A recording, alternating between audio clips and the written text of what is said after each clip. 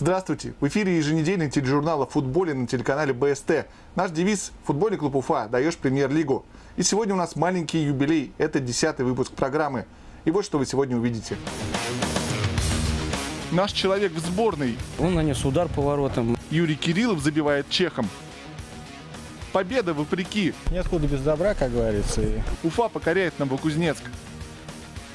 Эй, вратарь, готовься к бою. У вас на телецентре можно погулять. Откровение Дмитрия Изотова. Женский футбол. Конечно, без мяча играть очень тяжело. Играют и в столице, и в глубинке. На этой минувшей неделе все любители футбола пристально наблюдали за отборочными матчами европейского чемпионата. Национальная сборная не подвела и пока идет без осечек. Тоже можно сказать и о молодежной сборной России, за которую выступает уфимец Юрий Кириллов. Команда Николая Писарева сумела пройти чешский барьер и вышла на Евро-2013. Ну а наш футболист сумел внести определенный вклад в эту удачу в матчах против чехов. Материал Артема Кочешева.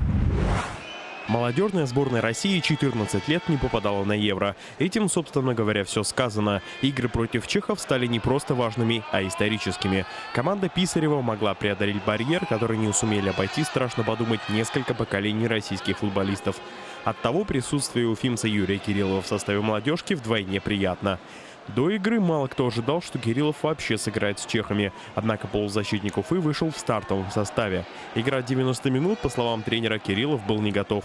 А потому во втором тайме на 69-й минуте уступил свое место Бибилову. Несмотря на заработанный, к тому же довольно спорный пенальти, Кириллов обедни не испортил и удостоился положительных оценок за свою игру. Я думаю, что и тренеры сборной видят в лице Юры усиление сборной, и поэтому мы на него рассчитываем и тоже переживаем за него, и видим, и наблюдаем, смотрим. Здесь он вышел, да, он нанес удар по воротам, достаточно тоже сложный удар, там в створ ворот прошелся удар. Где-то, да, он пошел не своим делом заниматься, то есть как опорный полузащитник пошел страховать крайнего защитника. И в то же время здесь получился курьез небольшой, но в данном случае получился то, что на нем практически дали пенальти. С кем не бывает, тем более все-таки после долгого перерыва он опять вышел на поле, и, естественно, я понимаю его состояние, и как бы не стремление все исправить, помочь там команде, но где-то все равно человек ошибается. После победы в Чехии с комфортным счетом 2-0 оставалось лишь не упустить преимущество. Юрий Кириллов и на этот раз вышел на поле в стартовом составе. В отсутствии травмированного полузащитника «Локомотива» Аздоева конкурентов на позиции опорника у Юрия не осталось. Встреча началась для россиян здорово. Уже на 5-й минуте Канунников был сбит в штрафной чехов, и Смолов реализовал 11-метровый. Но соперники быстро отыгрались, а в начале второго тайма вышли вперед. Судьба путевки на Евро повисла на волоске.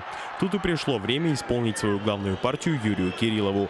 Уфимец наносит великолепный удар с угла штрафной и хоронит надежды чехов, которые к тому моменту уже играли в десятером.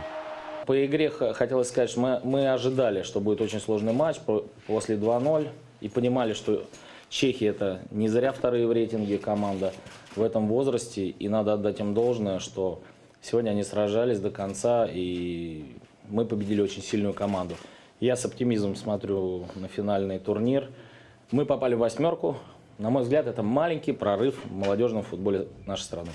Роль спасителя Отечества уфимский футболист примеряет на себя впервые. Теперь Кирилловой компанию ждет в гости Израиль.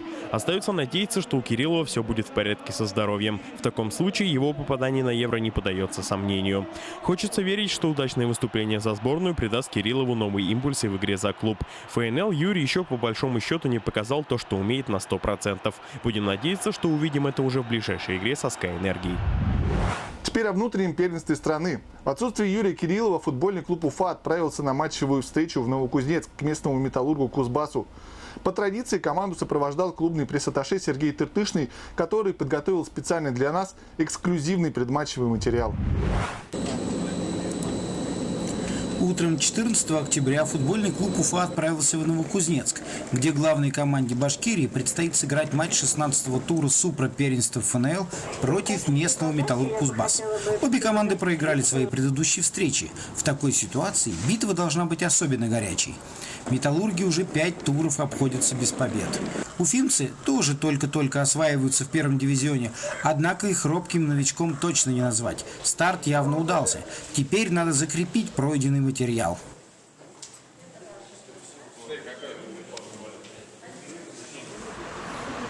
В 19 часов уфимцы отправились на предигровую тренировку. В это время в Новокузнецке уже ночь, да и погода не радует. Свои ощущения от местной природы, Борис. Офигительно! Ну, похолодало. Похолодало. Пар идет. Всего лишь -2. Так нормально, все бодрячком. Команда в тонусе. Всех городов наш город без понтов может дать тебе пинка или подарить любовь. Если ты в нашем городе, укрепи в своем сердце, ведь Новокузнецк номер 1 в своей столице. Из всех городов наш город без понтов может дать тебе пинка или подарить любовь. Если ты в нашем городе, укрепи в своем сердце, ведь Новокузнецк номер 1 в своей столице. Ла-ла-ла.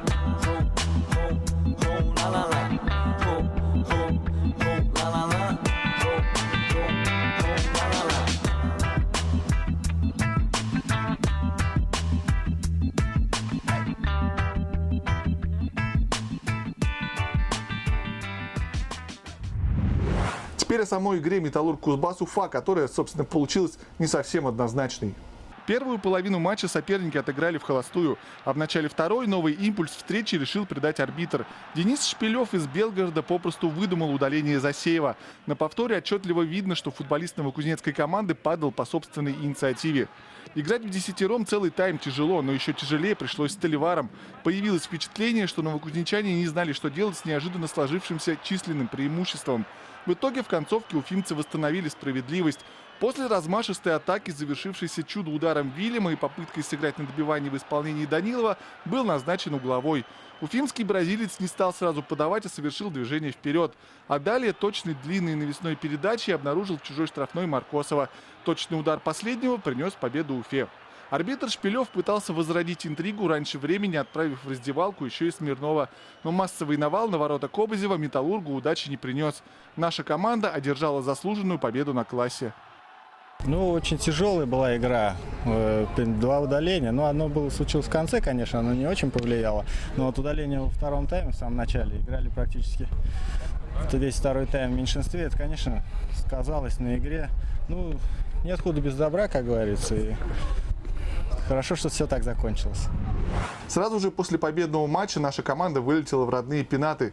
К удивлению футболистов, в Уфимском аэропорту их ожидали болельщики. Несмотря на позднее время суток, с десяток поклонников таланта Михаила Маркосова и ко были счастливы приветствовать уставших, но довольных игроков. Дружеские рукопожатия, объятия, теплые слова – такая атмосфера царила в одном из терминалов. При этом, судя по съемке оператора инкогнито, наиболее довольным был Азамат Засеев. И это несмотря на полученную в игре с «Металлургом Кузбассом» красную карточку.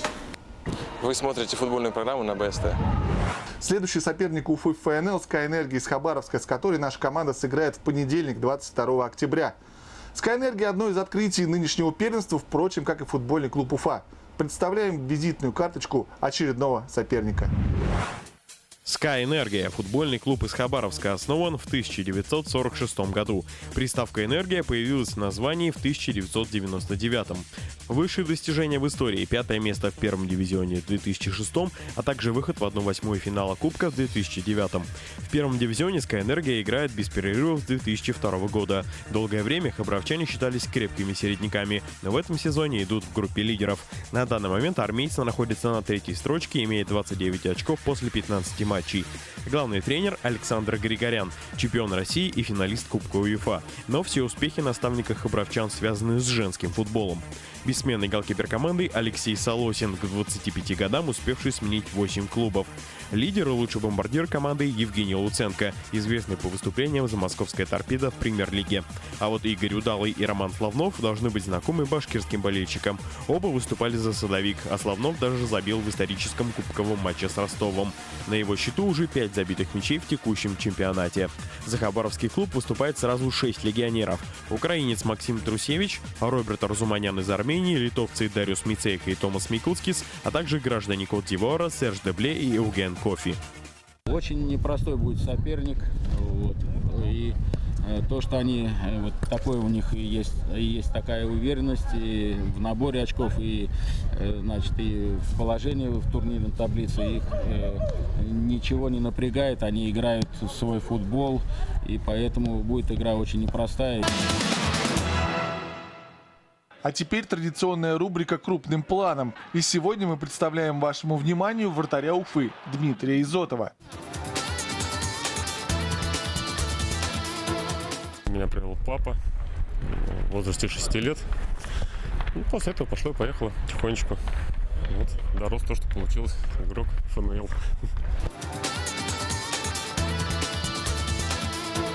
Ну, если честно, даже сейчас тяжело вспомнить. По-моему, меня просто поставили в ворота из-за того, что я был крупного телосложения. Я особо бегать не любил. Поэтому ставили в ворота. Это, наверное, мой первый международный матч. В Польше мы играли. Это был за юниорскую сборную.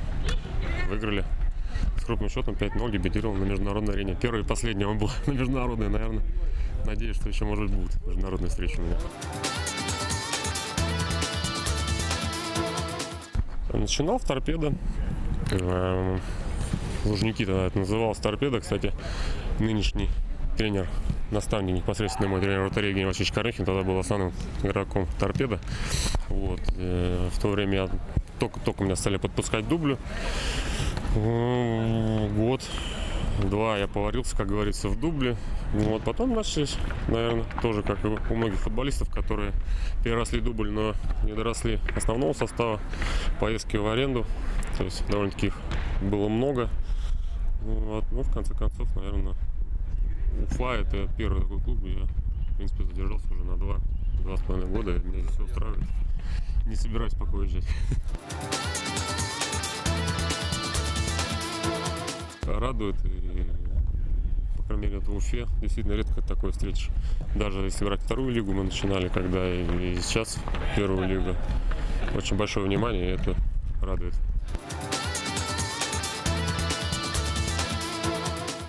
Тренер молодой, амбициозный. То, что поощряет в нем, так это действительно в команде здоровый спортивный принцип, благодаря ему, который он создал. Да? То есть нет любимчиков, нет твердых каких-то игроков основного состава. Как ты работаешь, как ты показываешь себя на тренировках, естественно. Поэтому в дальнейшем он смотрит, дает шансы. По крайней мере, у нас, по-моему, у обделенных команде нет игровой практики. То есть если ты работаешь в тренировках, ты доказываешь, что всегда дадут шанс. В этом плане очень большой плюс от тренера. Отличный коллектив, да, это самое главное. В принципе, все делается для нас, чтобы мы играли, радовали болельщиков, набирали очки, побеждали, ну так далее, подобное. У нас все условия созданы очень прекрасные.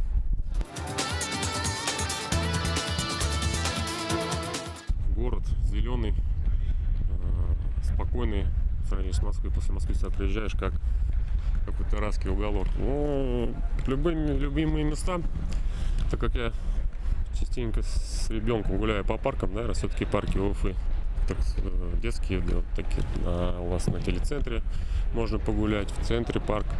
Живу я вот на Новом Мостовой, здесь на Пушкина отличный парк, как бы, ну, именно парки такие спокойные. У меня один был кумир, это Петр Шмехель, датский вратарь, который в Манчестере играл. Вот он закончил после него, таких у меня кумиров нет.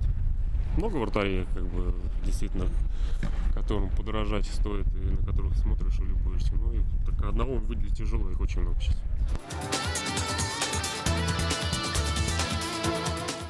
Жена не смотрит футбол, ни телевизор, ни стадионе, потому что переживает сильно. А так, папа после игр советуемся, спрашиваю, как, что, разбираем игры. Отец. Какой бы ни был проигрыш, стресс снимается. Единственное лекарство — это тренировки. Когда тренируешь, тренировки забываешь про поражение. После победы, естественно, легче. Не надо ничего снимать, никаких стрессов. А после поражения, да, действительно, тренируешься, тихонечко забываешь, готовишься к следующей игре.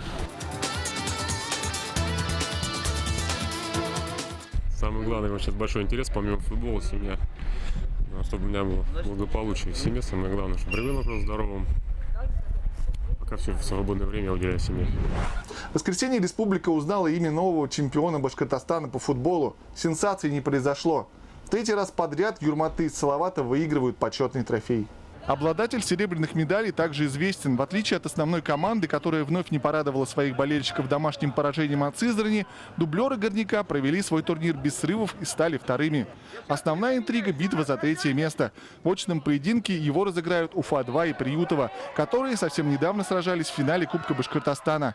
Игра за медали пройдет в столице республики, причем приютовцам достаточно сыграть в ничью. Подробности этого матча и общие итоги республиканского первенства в нашей следующей программе. Теперь о женском футболе. Уфимская «Агидель» продолжает мощной поступью идти по направлению к высшей лиге. Команда не просто коллекционирует победы, она собирает разгромы соперников. Последним досталось футболисткам из Екатеринбурга. Таким образом, наша команда сумела отомстить Уралу за поражение от мужской команды. Рассказывает Рустам Хабиров.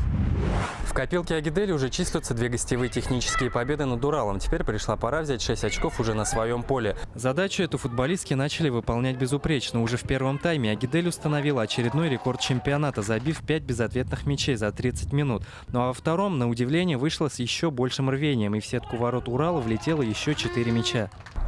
Я думаю, что Урал играл в основном только на вынос, в основном верховыми передачами.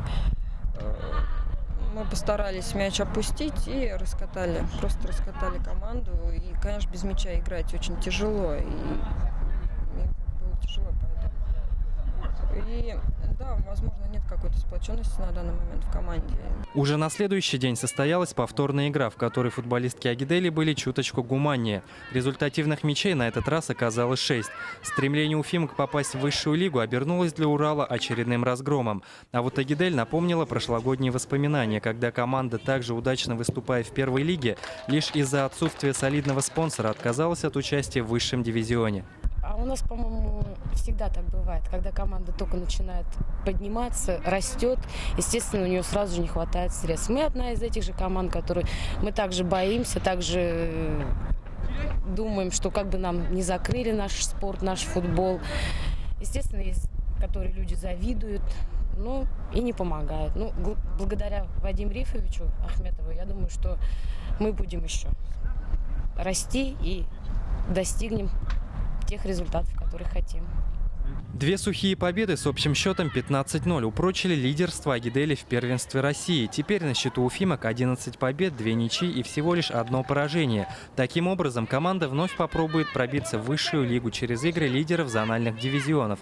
Последним препятствием на пути к нему станут игры против Пермской «Звезды» 2005 в конце октября. Вы смотрите футбольную программу на БСТ. Не только Уфа славится женским футболом, он прирастает и другими населенными пунктами республики. К примеру, поселком Алексеевка. Географией женского футбола интересовалась не футболистка, но корреспондентка Юлия Малюкова.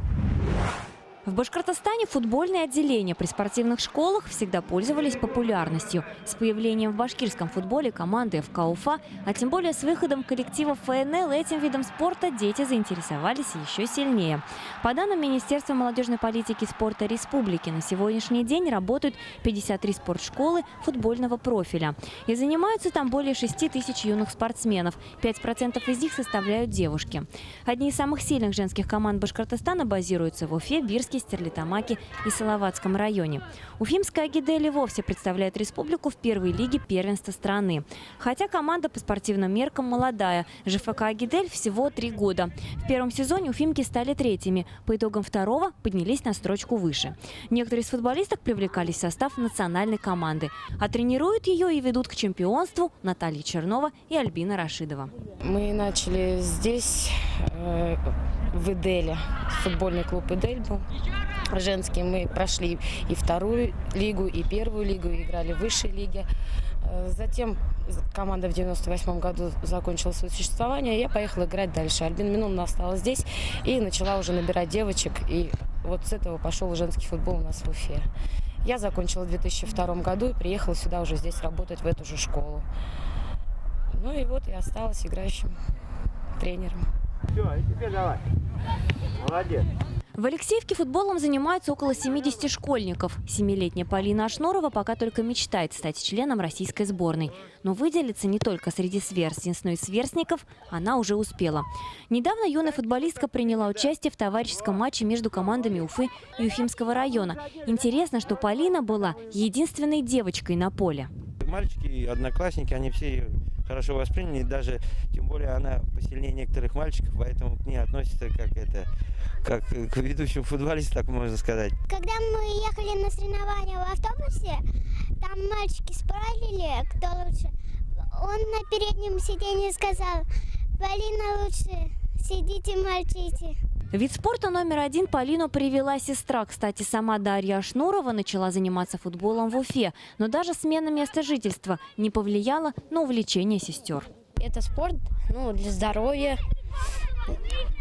Нужно как-то продвигаться, ездить на соревнования в разные города, даже по Уфе. Это очень интересно. Надо чем-то занимать свое время. Не только отдыхать, но заниматься спортом. Раньше местная команда из Алексеевки была постоянным участником первенства республики. Не получилось заявиться на соревнования лишь в этом сезоне. Теперь ребята тренируются с двойной самоотдачей. Возможно, на следующий год они будут играть в чемпионате, где им представится возможность побороться за победу в турнире. Кстати, мы спросили у 2 игроков футбольного клуба Уфа об их отношении к женскому футболу. Получили 2 диаметрально противоположных мнения. Обсуждению не подлежит. Если честно, женский футбол мне не по душе. Если кому-то нравится, не в обиду никому, мне не нравится, честно. Девушка должна девушка быть. Женские виды спорта, я считаю, теннис, фигурное катание, гимнастика, но не футбол. Уфимскую команду Агидель, я узнал благодаря, наверное, этому несчастному случаю. То есть, когда случился с девушкой. Посмотрел по видео, это столкновение с вратарем. И после этого стал внимание обращать на женский футбол. Честно скажу, не видел ни одной тренировки, ни одной игры. И при желании, если будет свободное время, с удовольствием посетил бы матч женской команды. На этом все. Смотрите нашу программу еженедельно на телеканале БСТ и любите футбол. И мужской, и женский. Увидимся.